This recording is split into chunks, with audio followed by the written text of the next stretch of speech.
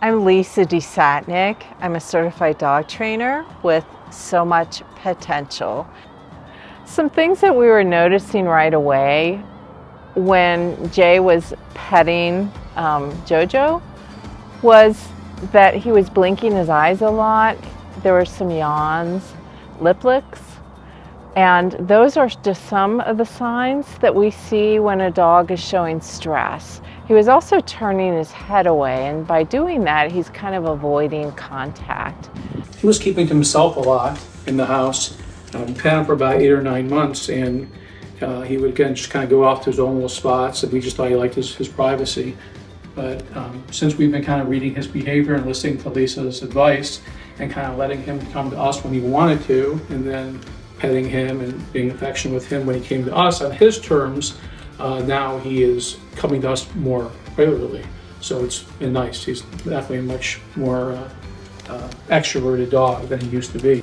So it really involved, first of all, stress vacation. So what are we going to do to manage the stress?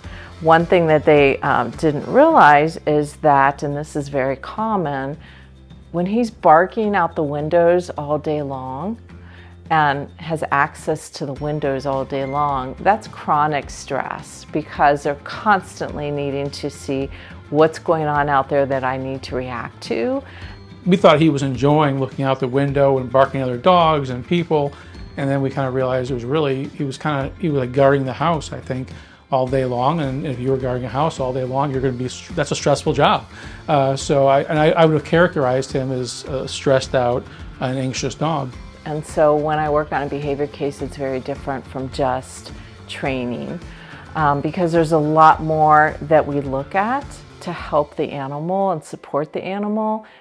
And so we really need to do a deep dive. So when we do an assessment, we're looking at all kinds of things from the environment and the relationship between the people and the dog.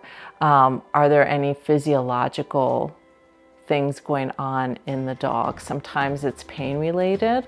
Sometimes it could be other different types of internal issues that are going on with the dog that we need to address. There are dogs that have anxiety issues, and those need to be addressed. Yeah, if someone he didn't know would try to reach out to him, first he'll try to jump up on the leg, and so you think he's a sweet little dog, and he is. But if you reach quickly with your arm and put it in his face, his tendency was to be fearful, and he would nip at that person. You may see excessive sniffing or excessive grooming of their body parts when they're feeling stressed.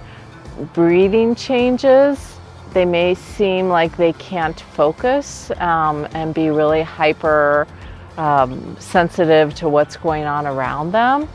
Or they may be curled up in a ball and trying to avoid the world too. Those are some other signs to watch for. Definitely when it escalates, then you may start to see the growl or the rumble or the showing of the teeth, or we hope to avoid that by recognizing the earlier signs and allowing that dog to communicate before it reaches the growl, but absolutely never, ever, ever punish a growl, because that's your dog's communication that says, I'm trying to warn you and I'm trying to communicate that I really need distance and I'm not getting it. And if you don't give it to me, I'm going to have to keep escalating. I would love to connect. I have a website, www.somuchpotential.com. I also am on Facebook and Instagram as So Much Potential.